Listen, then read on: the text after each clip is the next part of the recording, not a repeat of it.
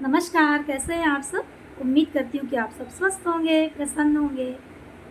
हमारे कर्म हमारे कर्म ही ये फैसला करते हैं कि हमारे आने वाला समय या हमारे आने वाला कल कैसा होगा, हमारा भविष्य कैसा होगा, ये हमारे कर्म निर्धारित करते हैं।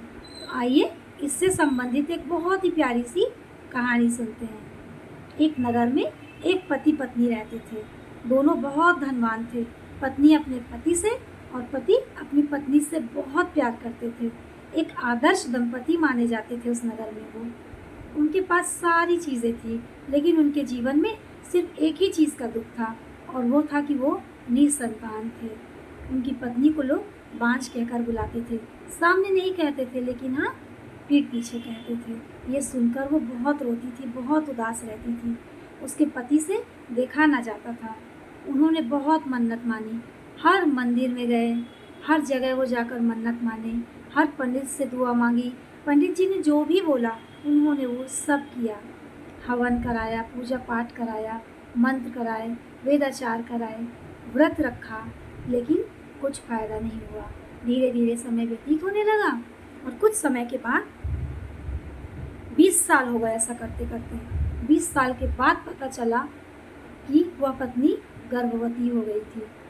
उसकी खुशी का तो ठिकाना ही नहीं रहा। जैसे जैसे समय बीतता गया, वो अपने बच्चे के भविष्य को लेकर बहुत सारे सपने सजोने लगी। 9 महीना पूरा हुआ और एक बहुत ही स्वस्थ सुंदर बालक को उस युवती ने जन्म दिया। जन्म के बाद उनके जीवन में खुशहाली आ गई। पति पत्नी बहुत ही खुश हुए, लेकिन नियति को कुछ और ही मंजूर था। थोड़ा समय बीता। थोड़े समय के बाद 1 या 1.5 महीने के बाद वो बच्चा ख़त्म हो गया।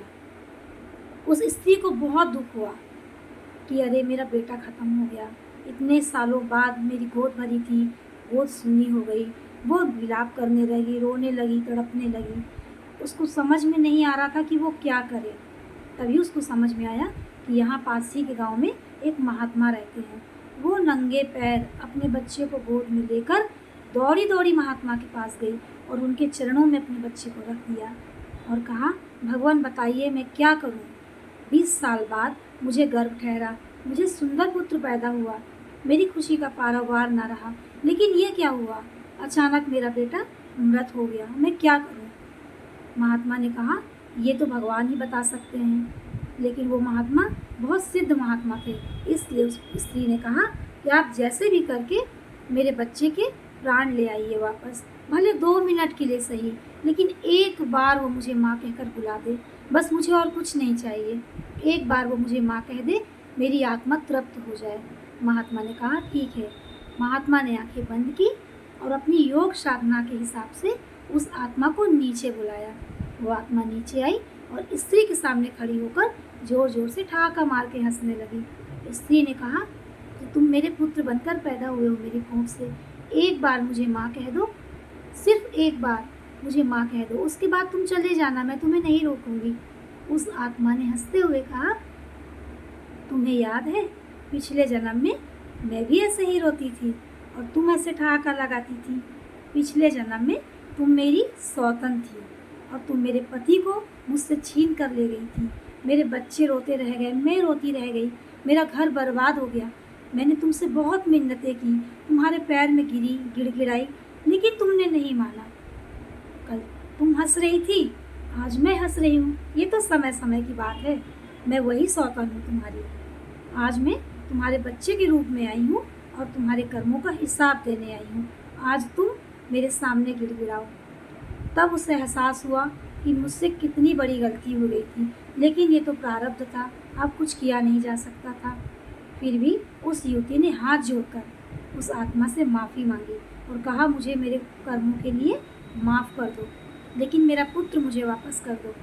उसने कहा, आत्मा तो नश्वर है, एक बार जो चली जाएगी वापस नहीं आती है। तुम्हें अपने कर्मों का पश्चाताप हो, मैं सिर्फ इसीलिए आई थी, अब मैं जा रही हूँ। ऐसा कहकर वो आत्मा वापस चली गई और साधु महाराज भी मौन थे। वो स्त्री विलाप करती रह गई और उसे अपने कर्मों का बड़ा पछतावा था।